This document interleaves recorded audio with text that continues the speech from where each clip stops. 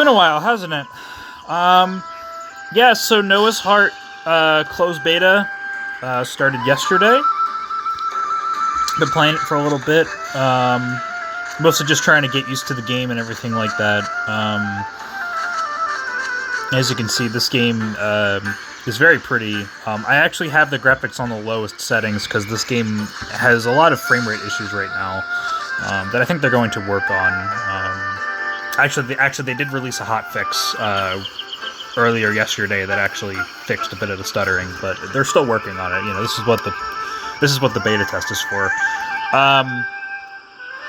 So this is the next game by Afk Games, the developers of Dragon Raja and World of Kings. It's a very hyped up game, and as expected, it's just as high quality as pretty much all of Afk's games have always been. I mean, you know, they're a Chinese developer that actually gives a shit about their games, really, and they implement a lot of really cool systems into their games instead of just the same old copy-paste bullshit. So, I'm not going to be able to go over everything this game has in this video. There's just so much going on here. There's a lot to this game, but as you can see, this is an open-world MMO, which I can't recall the last time we've had an open-world game like this on mobile. Probably like Torum and like Avabel, like those era of games. Everything else has always been very zoned, you know, and the big open-world games we've had like Genshin are single-player, right? This is an open-world MMO. Like, the entire world is open to you, which is crazy to think about that. If we just look at the map here, like, look at this. Like, this is... Okay, it's actually not as big as it looks. But look at the map. Like, it actually cycles around because it's a planet, right? But this is really, really fucking cool. There's a lot of areas to explore. Now, obviously, if you zoom out, it's like, oh, look at this huge planet. Look at all the air. It's actually not that big.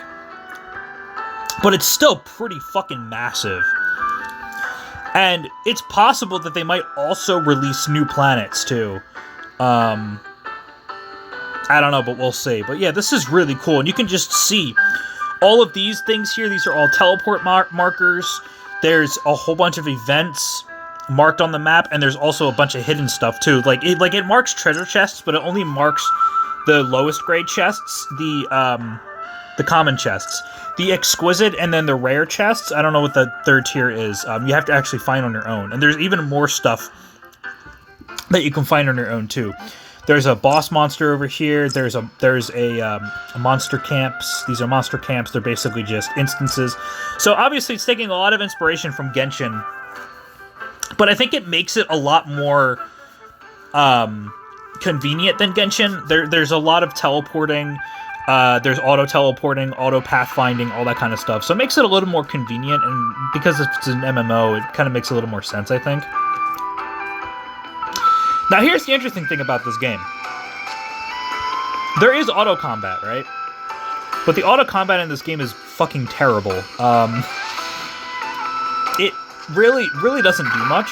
I mean, you can auto-combat if you want to, but you're really putting yourself in a bad spot if you auto-combat, because unlike Raja and World of Kings, this is a free-form combat game. So you basically have two basic attacks. You have your light attack and your heavy attack. This is for every class, right? So you have a light attack and a heavy attack. Some classes also have additional abilities, like, for example, I'm playing as a sword and shield, so I have a block. And if I do block, I get a counterattack. So that's pretty cool. And then there's also these two other abilities that are what are called your phantom abilities. Now, this is similar to Raja's ally system, but a lot more in-depth. So this is the main progression in Noah's Heart, is the phantoms. And this is basically the game's gacha. So, we can't see a full list of all the available phantoms right now. But basically how it works is you choose one phantom to possess. これは私の新しい研究です。 When you possess that 触らないでほしい phantom, です。 you gain access to their 2 special abilities. So this case, I have possessed this character here. She's a tank. And by possessing her, I gain this ability here, which gives me a higher probability to aggro enemies, and also shows you what stats add to your character's bonus stats. So I get 5 attack and 2 defense off strength, 2 defense off of agility, and 160 HP on stamina. So she gives me these 2 abilities here, as well as this ability here called Tank Soul. And there's also an ultimate ability that every Phantom has as well. There's some more passives here that you can unlock as you upgrade the Phantom. So similar to other gachas, you can upgrade the Phantom by just leveling them up, or you can also upgrade their quality by getting shards. And the good thing is about this game is that grinding shards is actually really easy. There's a lot of ways to get Phantom shards in the game. The main way, obviously, is by getting duplicates, but you can also get them as drops from achievement rewards, from quest rewards, and you can also get them from the market as well.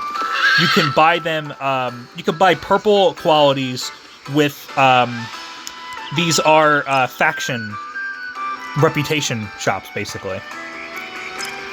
Now, you can't buy the rarest ones from here, but you can get the rarest ones from, I think from one of the shops in here. You can sometimes get them in here. I think there's a way to get them too.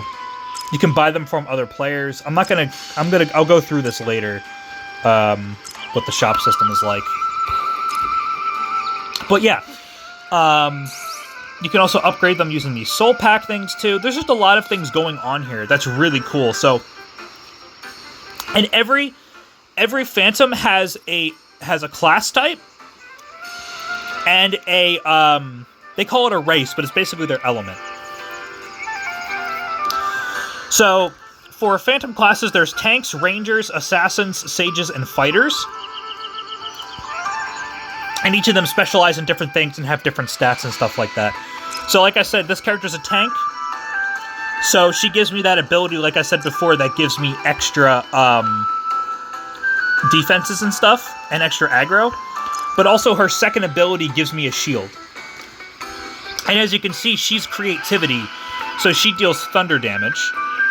This character is war, so she deals fire damage. This character, well, actually, I guess it's based off the character. So this character deals shadow damage. This character deals light damage. And unlike Raja, where elemental damage was just like, you know, oh, it's just this extra thing that's added to your skills. In this game, it's actually elemental damage, right? And if you actually go to your character stats, you can see all of your elemental damages and stuff. Where do I go to my stats? I forget where my stats are. Oh, here we go, character stats. As you can see, all the stats here. So I actually have 0.41% Thunder up from the Phantom I have equipped. You can see all the stats in the game. The good thing is you can tap on the stats and it'll tell you what they do. I'm not going to go through all this. There's just way too much stuff here. But yeah. Okay. So that's the main progression of the game. Is these Phantoms. Now, in the beta version of the game, the good thing is the rates of getting Phantoms is really good. So actually getting SSR Phantoms is, I think it's a 2% chance, if I recall correctly? 2.5% chance. Which is pretty good, right? And the game feeds you with free summons like crazy. Again, this is very similar to Raja, guys. And that's a really cool thing, because this is, like I said, this is like the main form of progression in the game. And the game allows you to get a lot of this stuff for free by just grinding and playing the game. What's also really cool, and this is actually a cool system. So I mentioned how you can grind for shards. So every day when you get 150 activity, by the way, doing dailies in this game is really fast. Like, you can finish your dailies in like 5 to 10 minutes. You get to pick which shard you want to get the next day. So you can pick any character here. Literally any character. So I'm picking Noah, who's an SSR tank. And I choose him. And the next day when I log in, as you can see at 5 a.m. every day, I'll get 5 Noah shards. So you can farm shards by just doing activity every day and just building them up over time. So if I go to, if I go to shards here.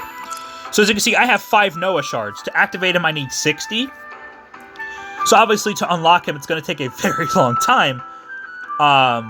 What's 60 divided by 5? I can't math right now.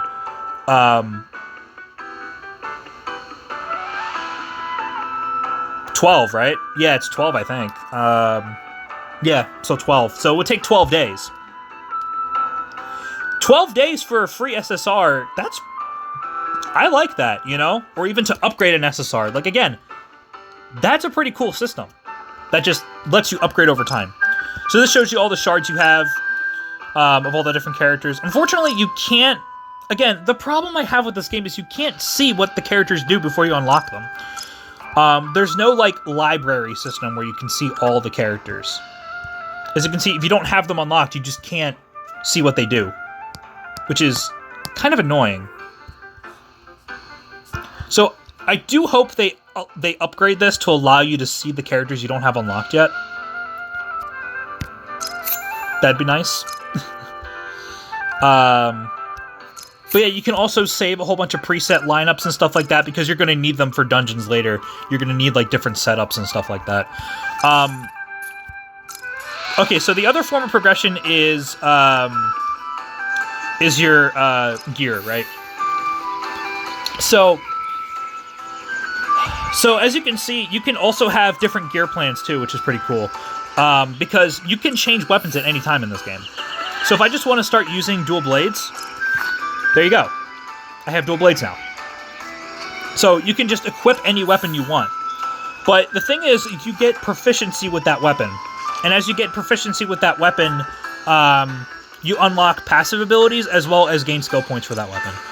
So if I go to skills here, as you can see, I have 465, what do you call it? Proficiency in sword and shield. And I have 60 in general skills, which you can unlock, enhancing your dodging, enhancing your sprinting. For sword and shield, so basically how it works is there really isn't a lot of abilities in this game. Most of your ability customization is going to come from your,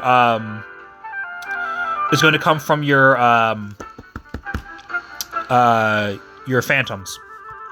So a lot of the abilities you can unlock here just upgrade existing abilities. So that's where most of your enhancements going to come into play.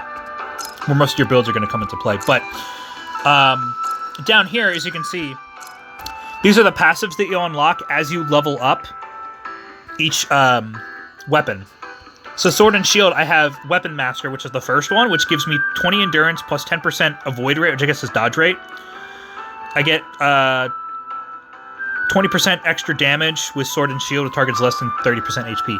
So every weapon has their own, like, 3 passive abilities. And there's also General, too, which is pretty cool. So you can get crit rate, that kind of stuff. And you can see all the different combos for each ability, which are all pretty simple. All right. So the other thing is this ability screen. So this is a stat dump.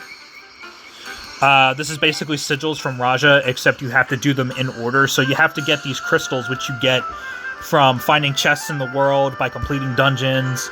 And then you can spend some gold, and you can upgrade them, and you just keep upgrading them to get more stats. Now this... this is basically this game's EX system. So there's all these different weapons here you can unlock by just completing the story, I think, or by just leveling up. And they each have different effects. So this one is the water one, which gives you a shield. And as you level up more, you can upgrade them, and they get more abilities. So again, each of these have different things. So this is a healing one. This restores stamina. This weakens enemies. This one increases your move speed, and this one increases your damage. So, oh, and this one also burns enemies. So again, it's like Raja's EX skill system, basically. You can switch between them anytime you want. So I can choose the healing one. I'm not sure how you upgrade these yet, or how you even unlock them. I think it's just by doing the story. I'm not sure yet. I haven't really played too much of the story yet. I've mostly just been exploring all the different systems in the game. There's also this AFK Awards too, which is pretty cool. So you can get a whole bunch of different stuff in here by just logging into the game. Here's all the login rewards and stuff like that. Again, this is all very similar to any game, but there's a lot of stuff going on here. Again, the really good thing I like about this game, at least right now, I mean, obviously this is closed beta, so we're not being pummeled with buy this, buy that. But again, it's really nice. A lot of freebies in this game, a lot of things to just help you as you play through the game. And the game really does award exploration and actually playing instead of just, autoing dailies every day. There's also a lot of hidden quests and stuff, too, layered in the game. So that's really cool. So here's your dailies. Just shows you what you need to do. They're all very quick. Here's all the challenges, dungeons. Phantom Training is a challenge-type system. You can gain Phantom experience and stuff in. Here's the dungeons, which are called Realms. These are the normal difficulty ones. You can unlock the hard ones at level 35. Realm of Chaos, type Temple of Dimensions. Here's PvP. I don't have much PvP stuff unlocked yet, but you can see there's Honor Arena, which is a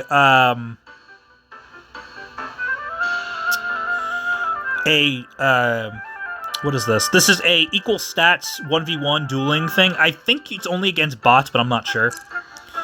Then there's Top Duel, Team Match, which is a limited time event, and Ultimate Operations against a limited time event. And you can see you can unlock chests and rewards and stuff like that. So that's all cool. And then here's the exploration stuff. So world bosses at level 40. There's area missions and encounters. Encounters are kind of secret quests. Area missions are also secret quests that you have to unlock by completing certain things. So as you can see, I need 300 exploration points in a certain area, and I need this kind of stuff, blah, blah, blah. There's a lot going on here, guys. There's a lot going on here. Again, I can't go through everything in this game. There's just a lot. So there's this Trial of Light, which is your tower, basically. Trial of Wind. This is basically just a bunch of world challenges you can do for some stuff. They're pretty easy. Battle Trial. This is just tutorials, basically. You get some skill points in here, so you want to do these too. Again, there's a lot of stuff going on here, guys. The mount system is really in-depth, too. So, it's similar to Black Desert. You can tame wild horses. You can breed them by leveling them up, by feeding them. You can gain feed in the world. There's also other mounts and vehicles you can unlock, too, that, give you stats, I'm sure. I don't really know, but don't really know how the system works yet. I'm sure it'll be like Raja, where they give you stats and everything like that. There's ships, too. So there's going to be a ocean exploring system. But yeah, you can see here, horses do give you stats as you breed and upgrade them and stuff like that, so.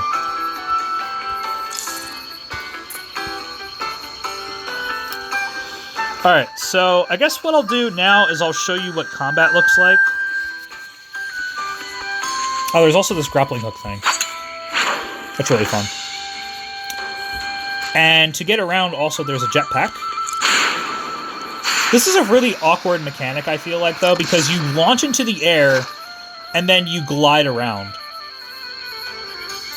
I don't know. It's just kind of just to get to higher areas, I guess, sort of thing, or just kind of survey your surroundings, but... Like I said, this game's open world as fuck, so... I can literally just grab... If I say, like, hey, I want to go onto that roof, I can just grab onto the roof. You know, well, this roof I can't get on because it's slanted, but you can see there's a whole bunch of grapple points here, and I can just like grapple onto different things. It's really, really cool. So if I want to go up here, right? Well, it kind of launches me over it, but you get the idea. All right, let's show what combat looks like real quick. So I'm just gonna do a quick dungeon. One of the ones I have unlocked already.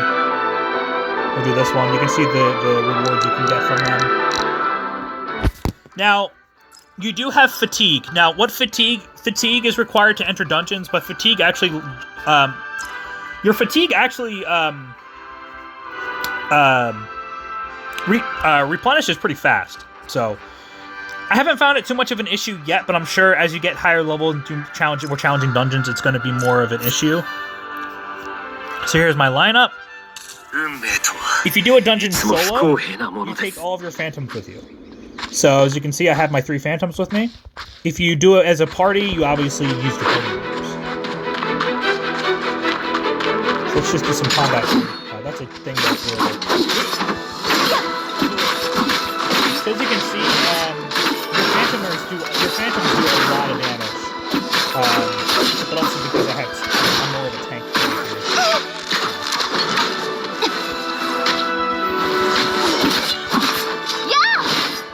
But most of your damage is going to come from your phantom abilities. It's not really going to come from your basic attacks or anything like that.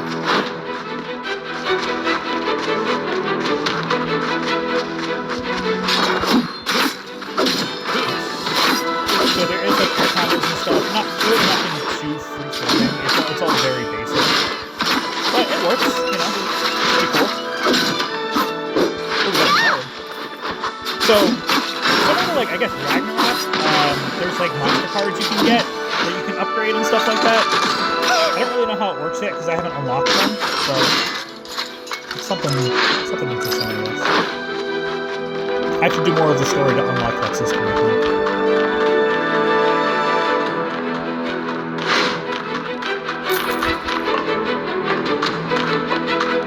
So again, I can auto-combat this, but... So you can see, I can auto-combat, but the auto-combat does really bad. It attacks very slowly. It doesn't do the best job. But you can auto-combat if you want to. I find it a lot more fun to not auto-combat.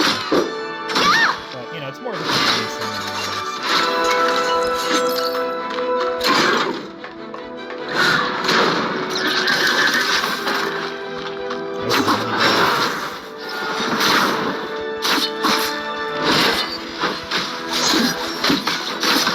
Combat's very similar to Genshin, just more feel. But the Phantom are skills and stuff like that. The Phantom skills make it really interesting. As you can see, I have 3 ultimates ready. I'm not going to use them yet until I get to the boss.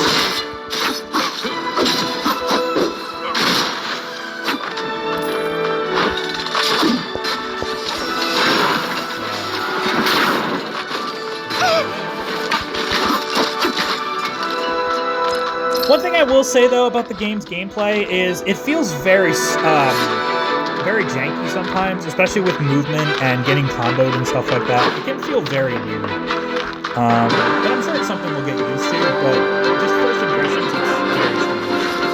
Alright, so here's the boss. This guy is...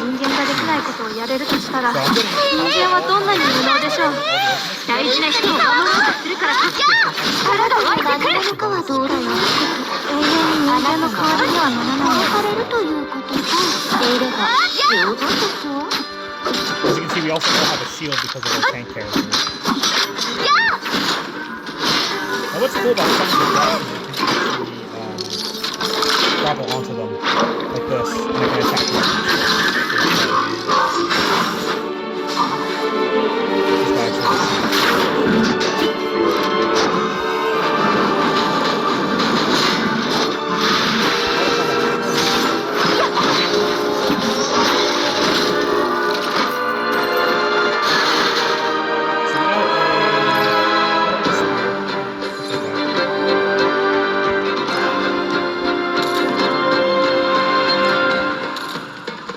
really too major.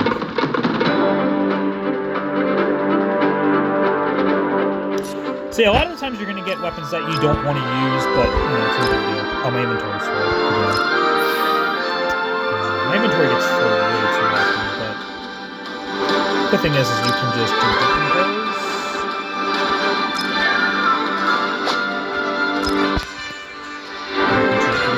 Deconstruct.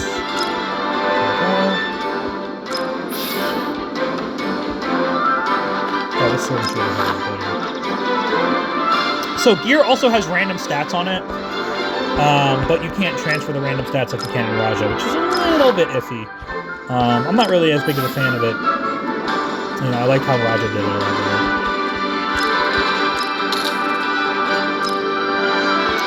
Anyways, yeah, that's Noah's Heart. That's my first impressions. I'll try to do more in-depth looks in this game later because I really want to talk about the market system because it's not great. What's she doing? She's like stuck in an animation.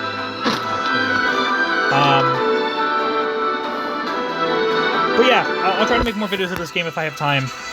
But yeah, that's my first look into Noah's Heart. Really excited for this game. Really enjoyable so far.